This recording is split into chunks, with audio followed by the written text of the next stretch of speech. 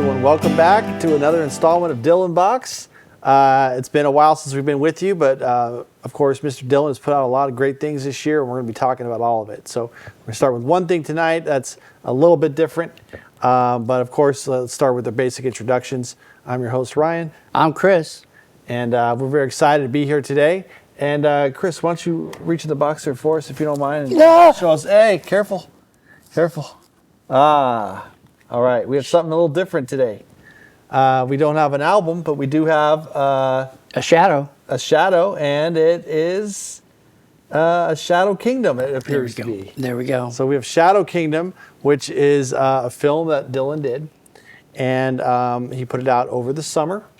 And this was in response to, I mean, not specifically something he did, but a lot of artists were putting out pay-per-view concerts and performance pieces. And not that Dylan had to make any money or that he was, trying to get new fans, but I think he saw this as an opportunity to create something new.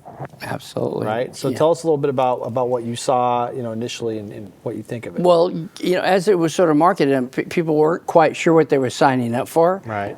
In this sort of pay-per-view version, because they said it was a performance. And so you were anticipating that, there would be live, maybe in a studio or, and initially you get it, you think it's live, and initially you know that they're in a place, but it's a created space. They call it like the Bon Bon Club or something, but it really is a set that looks very, very much just like a very, very, very, very smoky nightclub. Real cigarette smoke. Lots of smoke going on. And he performs some very early Dylan songs in this kind of cabaret, kind of small stage feel, very acoustic by nature. And you kind of swirl into this smoke and get into this environment with him. Mm-hmm. And so there's that initial thing. It's like, okay, well, it isn't the concert that I expected, but here's this performance, and it's actually quite striking what he does with the music, right? How it's pre-recorded, and they're kind of very shadowy of how they could show that. But when it's all said and done, there's some very nice versions of some really great songs. Yeah, and so are we talking new songs? Are we talking old songs? Old things, probably the most recent would be from Oh Mercy or something, but Preponderance, you go your way, I go mine. Mm-hmm. When I Paint My Masterpiece, Queen Jane. It's this older canon, just sort of relived and revisited in this cabaret style. Sure. And his singing is really good. How did you feel about his singing? Yeah, I thought his singing was great. It was kind of like, we've talked about this before, I think when we did Rough and Rowdy Ways, but a lot of that Sinatra stuff he was doing, the crooner things, it seemed like he was kind of like taking a minute, which he does, to polish his voice, to try something different and to challenge himself. Which all great artists do, right? Mm-hmm. And to come up with something to kind of get a new voice, like familiar yet, get back to where it used to be. So I thought the vocals were great. I mean, I thought it was like, will we see that when he goes out on tour? Because he just announced this 3-year, Rough and Rowdy Ways tour, not calling it the Never Ending Tour because he just turned 80. So it's like, but he's committed to 2024 or something. So, okay. Yeah. So he'll be doing a leg east of the Mississippi, and I think he'll be coming out to the west next year sometime. So it's interesting. And so in some ways, what did musicians do with the pandemic? Mm-hmm. Everyone tried to do something different. They tried to do something, and it's interesting that musicians felt compelled to fill in the space, but that's what musicians would do. Sure. They're going to respond to the times, and so this is almost like an art film. Mm-hmm. It's very, very high detail in the way it's lit, and these intense shadows, on one hand, covers up the fact that these are pre-recorded. And at the beginning, you're not quite sure, and the camera is very loose and moves through in different perspectives. And Yeah. sometimes you're seeing from a table, and sometimes it's over the top, and sometimes he's singing there's two women standing by Sure, him. hey. So he has a variety of ways of delivering it, these different insight to him, very close up, but still in shadow. Sure. Yeah. And you know, if you're really thinking about the term, the shadow kingdom, the shadow in this thing, especially with this director, she looked to create a kind of a set piece, and then this music was recorded with these folks in the way that Dylan sort of does things, to Yeah. where they say, here's these songs.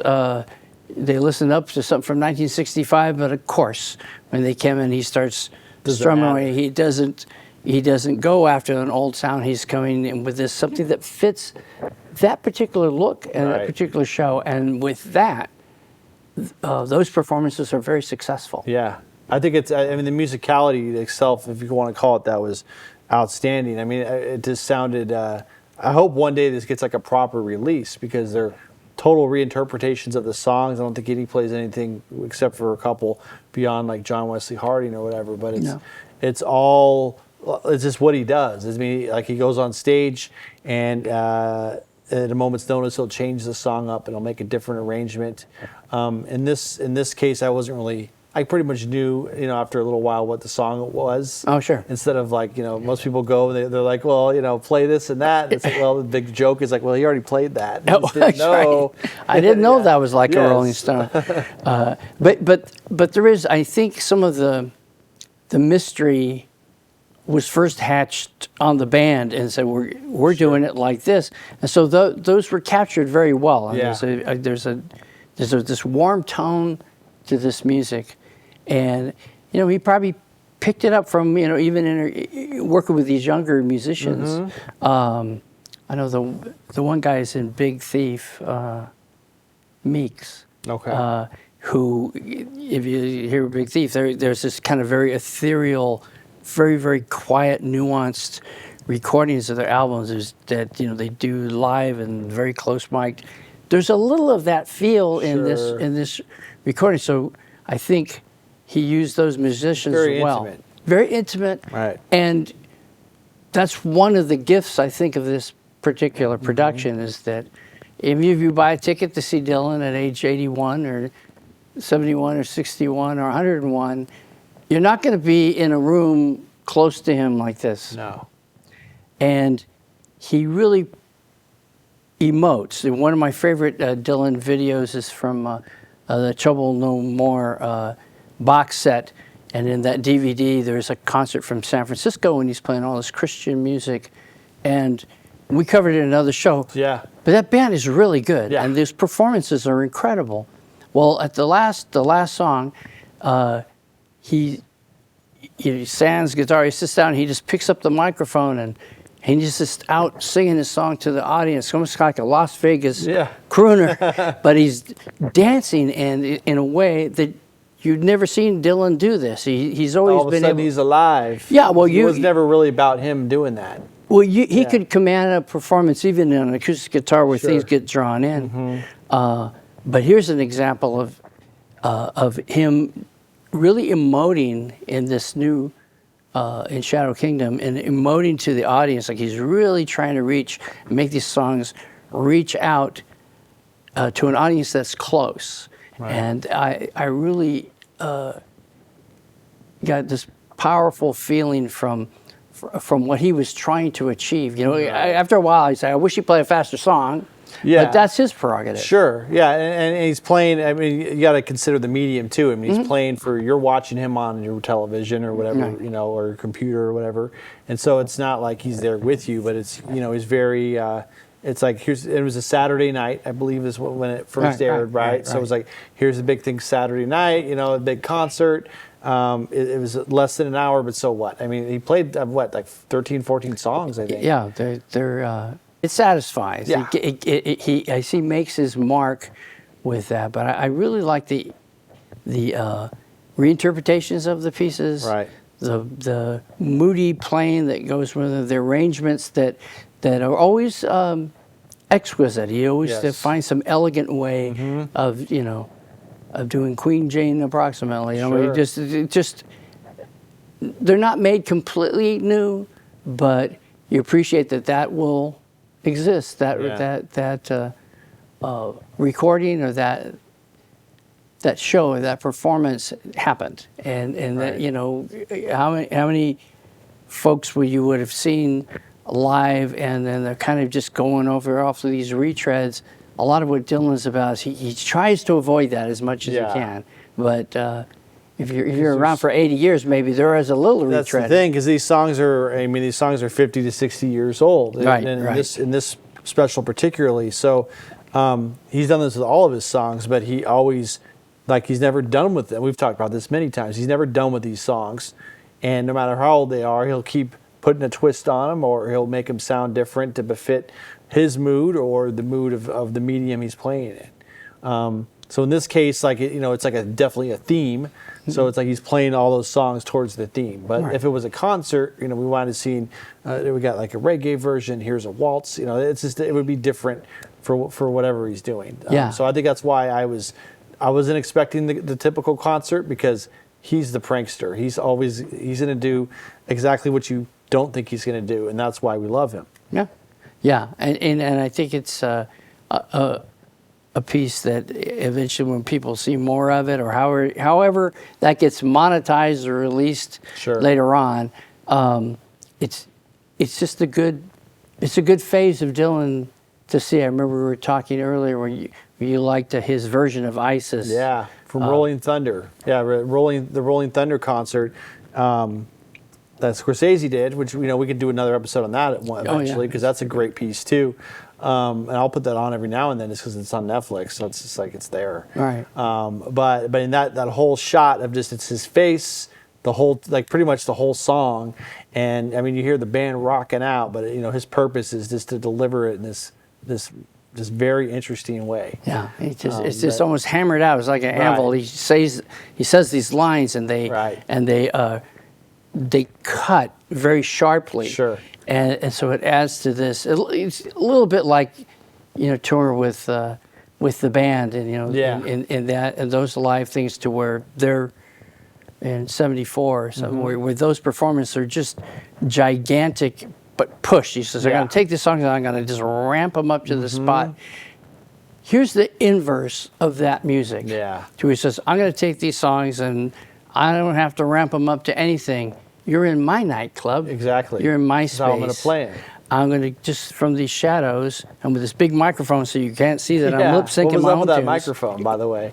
I think it's the director says this way, effect. we won't know that you're lip syncing these songs, Mr. Yeah. Dylan, by we put a microphone as big as your head. Sure, yeah. But it We wouldn't know anyway. no, you wouldn't. Yeah. You would. Well, it would have been hard to perform that many songs without it being. I mean, it took me a couple songs to start saying, Yeah. wait, that What's really going on here? they're not playing. But Yeah. maybe that's a part of the shadow. Yeah. Is that his willingness to take a song and never, and in setting it free, insist on the ability to change it in any color, shape, or hue. Right. That night requires. No matter how different. And I thought shadow puppets too. That's kind of the other spin you could do. Like, you know, these are all like puppets, him included, because he just didn't. They looked natural, but they didn't. You know what I mean? So it was all very hazy, and definitely the smoke like contributed to that. But it was like this, like, you didn't. I mean, they gave you like a location, a possible time period, but like the, you know, the clock on the wall was like the same time the whole time. Yeah, you know, so it's just like, what's going on here? Something It's just- something timeless. Yeah. Yeah. Yeah. But he, in that kind of prankster, trickster part of him, actually delivers something that seems a little more personal. Right. And, you know, so I'm really glad that he did it, that they accomplished. I think they probably, when they were finishing up, he's looking at the director, they probably looked at that cut and just said, yeah, you know, we He trusts the director. Do you think he had like a lot of input on everything, or do you think he entrusted? Because it seems like when he does his movies, he has like some kind of input on it. You know what I mean? Like, I don't know about the Scorsese thing, because it's Scorsese, so it's you know, he gave him the footage that was from the time, but it probably will be revealed. But it was the director. She's Israeli, okay, young, relatively young person, I think, who I think was probably responsible for that look. right, And then that once that look was there, he supplied the rest of that story and what songs they were going to do or what, you know, how they were recorded. There certainly is a synergy that seems a little bit more because some of his films, if you see Masked and Anonymous or Ronaldo, or Clara, is just like, you could have got an editor that might have helped. yeah, 3-hour movie. Yeah, with a we bunch could of weird stuff carve going out on. about yeah. But But the thing is, like, he did edit it too. It's like those movies, like he did edit them, but I think he just had so much footage, like, or he just never. He does the same thing in his music. Yeah. Right. Like we'll talk about it, but you know, like Infidels, like it was done, and then he Mark Knopfler, who was the producer, went on tour, and then Dylan went and messed with it, like and some more, and did that with a lot of his stuff. Yeah. Just kept tinkering with it. Yeah, and I think that's probably his nature, and Sure. it's probably maybe it's this, maybe he doesn't want to ever say a song is done, Right. and as long as he can perform it again live and be free to let it express itself at that moment in time, that song lives again. Yes. To that next night, and it's something that you know he would tell. He's told other musicians, and he said, you know, that original recording. That's not the last version of that song. No. And he's lived that premise. Right. He's and this is just Shadow Kingdom is just another example of him saying, and tonight these songs are in the shadows. Right. And so I really. You know, for a while, this is kind of lethargic in a way. It seemed like it was a little over slow. Yeah. But by the end of it, I caught up to his rhythms for the piece. And I love the song selection too. I mean, those are all songs I love. You know, I mean, and they're primarily off of those middle period. I mean, there's nothing older than I don't think Bringing It All Back Home, and so it was really like. We're talking like 4 or 5 albums where he picked all these songs from. Right, and you're rarely going to hear "Wicked Messenger" or "Pledging My Time" or you know, "Forever Young" is probably the hit that he plays from the thing. But each of them is true to itself. Right. And I just feel that we are lucky that you know what did you do with your pandemic, Bob Dylan? He goes, well, I dabbled with something. Made a little movie. Made a little movie. Did a little painting. I did a little painting. And so I think it was a gift. You know, when it first started off, I'm going, "What are you doing?" And then I'm at the end. I'm so glad that I said, "What did you do?" Cool. Yeah, this is so cool. Yeah, and he got a big microphone too. And he got to keep that. He got to take that home. Oh yeah, I bet. I think he has like a weather vane from his house. It's just somewhere in the front yard. If there's a big lightning storm, I want that. Yeah. He's gonna get. He'll be able to play till he's 95. Ironically, yes, yes. He'd get juiced up. Oh yeah. So that came out in July, and then when we get back again, to, you know, another time. Yeah. Hopefully sooner than the last time. Sure. But we'll be talking about Springtime in New York. Oh yeah. There's a couple different versions of that, but it's a total of 60-something songs that are from an early period that honestly I wasn't too thrilled with, but this set has brought me into the fold. So. Yes. And that's a new story to tell. Absolutely. And we'll be talking about that on the next episode of Dylan Box. So thank you everyone for joining us. Again, I'm Ryan. And I'm Chris. Thank you very much, and we'll see you later.